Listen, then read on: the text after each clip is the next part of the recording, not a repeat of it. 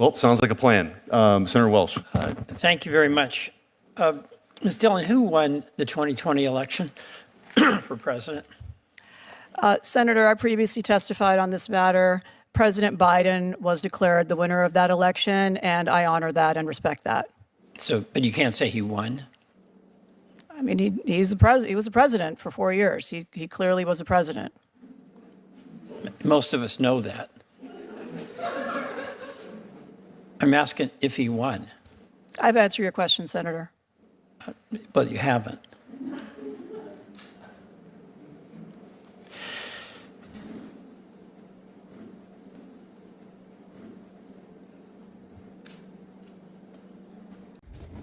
What's up, everybody? Welcome back to the channel. Folks, that is how you handle that question right there. That is one good way to do it. I've already answered your question. Look, she even outright says Joe Biden was declared the winner. Oh, but you can't say he won. She just freaking did.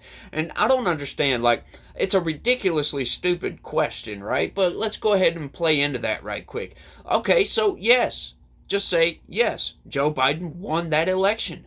Democrats manipulated procedure to give themselves a leg up. They change rules and they change laws, so of course they're gonna win. There are definitely legal ways to cheat and win elections, folks, but look, I love this hearing right here, this next little segment coming up. It's pretty good, so y'all smash that like button for me. Subscribe if you're new around here. Share this video anywhere and everywhere you can. That would be greatly appreciated. And if you also could, look right below the video and click that join button. I need y'all's help on this, y'all. I need this channel to expand and grow, and YouTube's algorithm just doesn't want to do that for me, so I have to do the legwork, obviously, right? So y'all do that for me, and let's get into it. I want to ask you a question about Texas redistricting. As you know, President Trump has recently encouraged, I'll use that, Texas Republicans to do mid-cycle redistricting in order to gain more seats in the House of Representatives. I understand that after the president made that decision or that announcement, you personally sent a letter on July 7 to Texas in your capacity as Assistant Attorney General, arguing that 4 Democratic districts violate federal law. Is that the case? It is the case that I sent a letter under my authority to administer the Voting Rights Act and indicate that in light of our analysis of 4 so-called coalition districts in Texas, that those districts were inconsistent with the Voting Rights Act. And the date of July 7 was just coincidental, that it occurred after the president had called on the Texas legislature to do mid-decade redistricting? I don't remember what date, Senator. I probably sent 300 letters since I've been in this office. And so what I can say is that I send no letter or make no request without proper investigation. Have you sent any other state legislature a letter where you have indicated that districts within their state are in violation of federal law? Not yet. More redistricting to come? I don't know. I have to investigate the facts. Before you sent the letter on July 7, did you have any conversation with any representatives of the White House?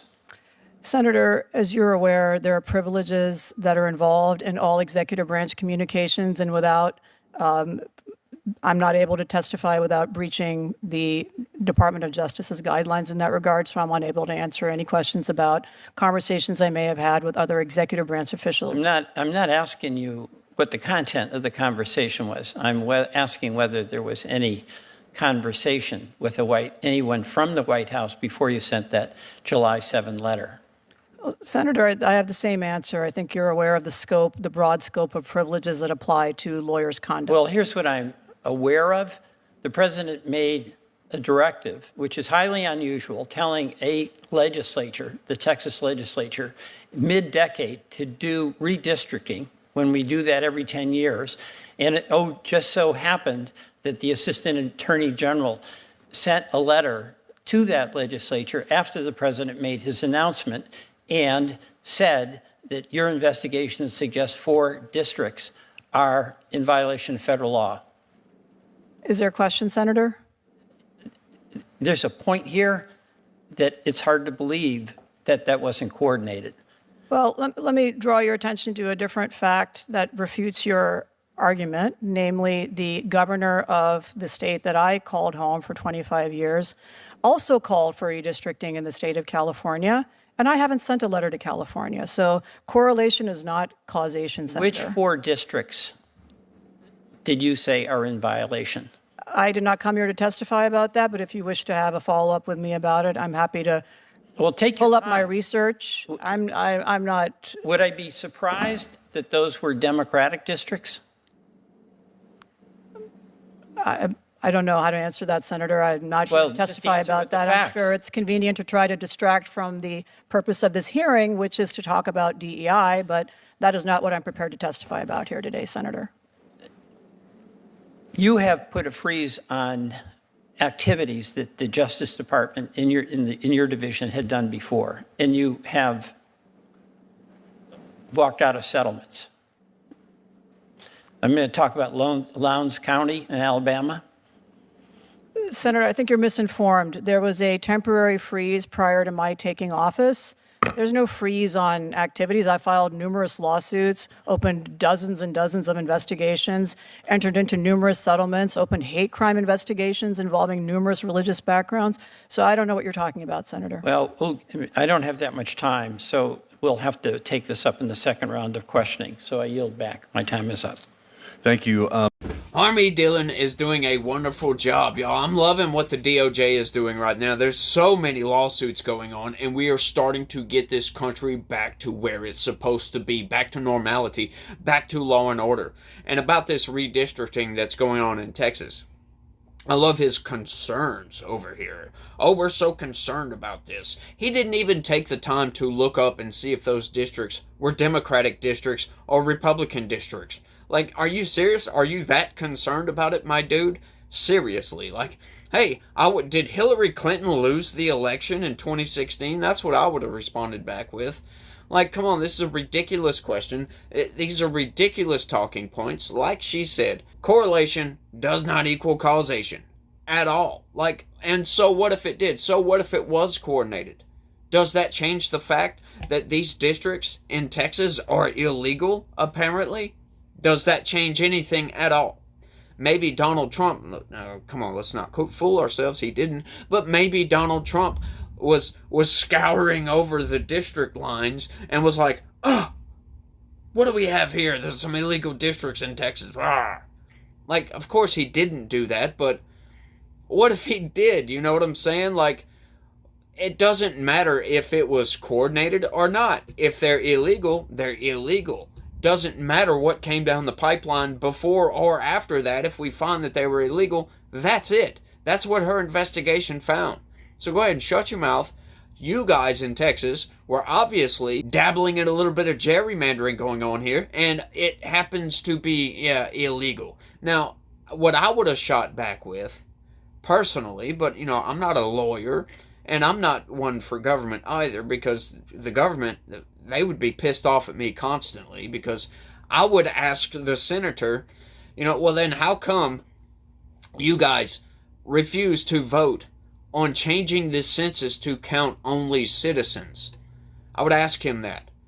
I would ask him, hey, do you guys want all of these criminal aliens to come into your districts because you guys know for a fact that you derive more power and Democrats have more congressional seats than you should?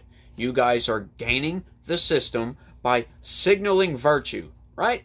How about that, y'all? They're cheating Congress. They're cheating you out of your representation to an extent, right? It's a little bit hyperbolic, but they're kind of cheating you out of your representation to an extent over virtue signaling, over telling these people, come one, come all, come to our district. We'll give you Medicare and Medicaid. We'll give you hotel to put you up into until you can find you a place to live.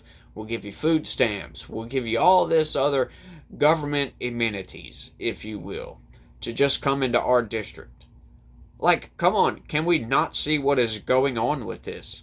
And then you're going to ask somebody that was actually doing the work to investigate these districts to make sure that you guys are in line with federal regulations when it comes to elections. You're going to ask if there's some correlation between Donald Trump saying they need to do some redistricting and them actually finding some illegal districts? Like, come on, get out of here, man. Really, really get out of here. I've had about enough of the sophistry coming from these people. Like, I'm not even sure if it's sophistry, because I don't think that he believes the stuff that he's spouting. That's how it is with most Democrats. That's why I kind of, I'm hesitant to call it sophistry a lot of times, because sophistry would imply that they truly believe what they're trying to argue here, right? But I don't know if they actually believe some of the stuff that is coming out of their mouth. They know exactly what they are doing when they ask these criminal aliens to come into their districts. These people know exactly what they're doing when they redistrict, redraw the lines, if you will. They know what they're doing. And, most of those committees that do that, they're bipartisan committees. But, that doesn't stop them from noticing something and saying, hey, let's draw a line right here. Personally, I think we should make all of the districts as square as possible. Like, I don't understand why there are districts that look, I'm going to draw it out right quick, that look kind of like this.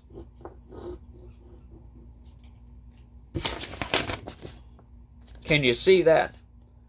Why are there congressional districts that are shaped like that?